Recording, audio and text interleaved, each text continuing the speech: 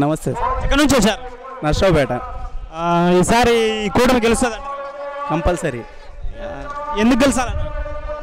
ఎందుకంటే 2014లో చూశారు మీరు, బీజేపీ, జనసేన, టీడీపీ పొత్తులో 106 సీట్లు గెలిచింది.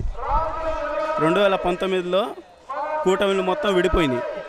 మళ్ళీ 2024లో అదే కూటమి జతగట్టింది కాబట్టి 160 సీట్లు పక్కా వస్తాయి. ఈ చంద్రబాబు నాయుడు గారు ఒంటరిగా గెలిచలేకనే ఈ పొత్తులు పెట్టుకుంటున్నారని వైసీపీ వాళ్ళు అంటారు. ఎందుకంటారు? జగన్మోహన్ రెడ్డి పొత్తులు రారు కాబట్టి, ఎవరు రారు అతను నమ్మి, ఎవరు రారు కాబట్టి ఏదైనా చెప్తాడు అతను. మరి ఏ పథకాలే కానీ చంద్రబాబు నాయుడు ఏ పథకాలు సరిగ్గా అమలు చేసినది కూడా లేవని అంటున్నారు కదా తన హయాం. ఎవరు చెప్పారు? 2014లో మా ముస్లిం మైనార్టీలకి దుల్హన్ పథకం వచ్చింది,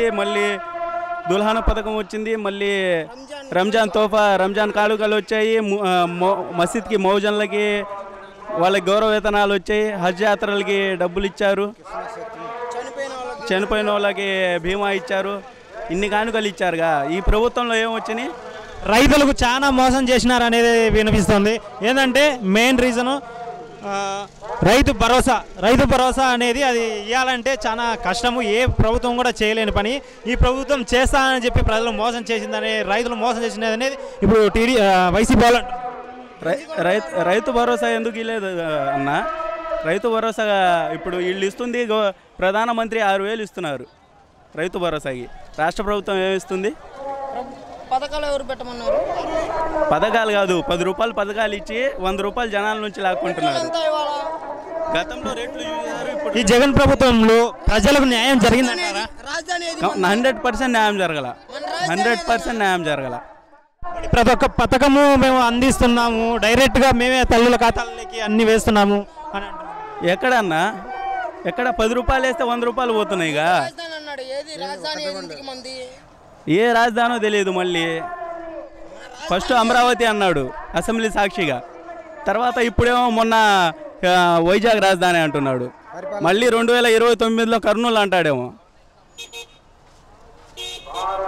చంద్రబాబు నాయుడు గారు ఏం అభివృద్ధి చేయలేదు కాబట్టే ఈరోజు ఢిల్లీకి వెళ్ళి మోడీ గారి కాళ్ళు పట్టుకొని పొత్తులు పెట్టుకొని అదే పనిగా ఇప్పుడు కూటమిగా వస్తున్నాడు కదిలే అని అంటుంటారు. వాళ్ళు అంతే చెప్తారన్నా. ఇప్పుడు చేతగానోడు 100 మాటలు చెప్తాడు. ఇక్కడికి వచ్చి చూడమనండి, సభ లక్షలాది మంది జనం ఉన్నారు, వచ్చి చూడమనండి ఇక్కడ. థ్యాంక్ యూ అన్న. చేసుకోవచ్చు కదా, మన నియోజకవర్గం రాదని తెలుసు కదా మీకు.